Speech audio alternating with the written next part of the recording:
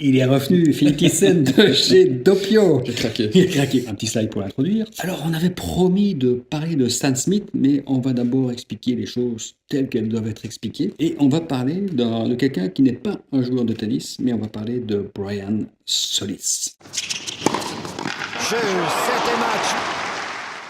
Qu'est-ce que Brian Solis a dit? Je ne suis pas certain de respecter parfaitement l'ordre des choses, Oui. mais sa position, c'est de soutenir que les marques deviennent de plus en plus humaines. À côté, on se rend compte que les humains deviennent parfois des marques. Nous pouvons tous devenir d'ailleurs notre propre marque. Je crois que c'est ça le sens de la pensée de Brian Solis. En fait, Brian on Solis. nous arrive à un monde paradoxal où les marques deviennent humaines et les humains deviennent des marques. Et ce qui est assez étonnant, récemment dans le domaine du tennis, voilà, je ne sais pas pourquoi, mais moi je suis assez observateur par rapport à ça. Et tu m'as fait découvrir en fait un petit article dans lequel il précisait que Djokovic, Rafael Nadal et Roger Federer, à l'initiative de leurs sponsors, ont créé leur propre marque. Et donc c'est quand même assez fou ça, puisque à la base, les sponsors font appel à des joueurs pour supporter leur marque. Pour humaniser leur marque. Et puis après, ces mêmes humains deviennent des marques de plus en plus connues, de plus en plus... Enfin voilà, c'est le principe. Mais l'étape suivante qu'ils ont franchie, c'est qu'ils se sont dotés des attributs des marques commerciales. Ce sont des marques commerciales, mais ils se sont dotés d'un attribut particulier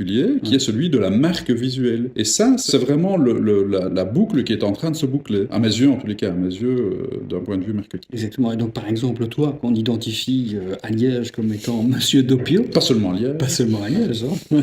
C'est quelqu'un qui vend également à Paris, méfiez-vous. Parfois même à Bruxelles, voire même en Flandre.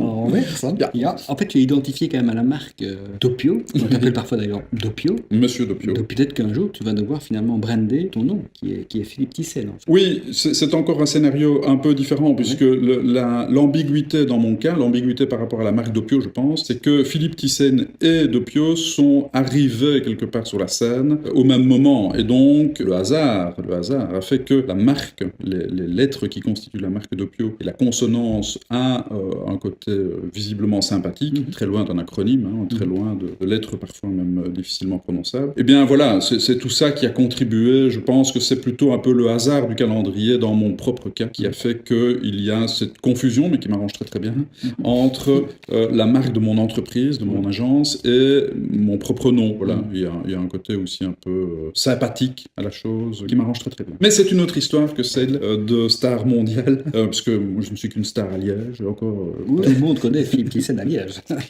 Donc voilà, donc ici on est dans une autre mécanique. Au risque d'insister, ce qui est vraiment marquant, c'est que ces marques humaines, on va dire, s'attribuent les caractéristiques des marques 100% commerciales. Et ce qui est assez dingue dans le cas de ces marques-là, parce qu'on parle quand même de marques comme Nike, le sponsor de Nadal et l'ex-sponsor de Roger Federer, Djokovic qui est sponsorisé maintenant par la marque Lacoste, qui sont vraiment des marques établies, mais arrive finalement à la même conclusion, c'est-à-dire que l'importance du personal branding au niveau d'une gestion d'une marque. Quoi. Donc même Lacoste est obligé de faire du personal branding pour revendre ses produits. Oui. Et tu as peut-être une anecdote par rapport à ça, parce que... Oui, ce qui est amusant, c'est que initialement, le petit alligator, le petit crocodile qui figure sur les polos, symbolise le surnom de ce fameux joueur que ses adversaires, sans doute, appelaient le crocodile. Et c'est de là que vient le sigle, c'est une partie du logo, que vient le sigle de la marque Lacoste. Bah écoute, je te remercie d'avoir été disruptif dans ma série, parce qu'en général, moi, je parle de tennis, et puis on parle de business. Ici, on a fait l'inverse, on a parlé de business et de marketing, et ça me permet de conclure sur le tennis, parce que pourquoi l'appelait-on crocodile? Parce que, en fait, c'était ce qu'on appelle un renvoyeur. Ah voilà. Voilà.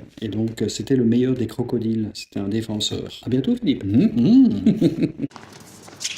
You can't be serious, man. You cannot be serious!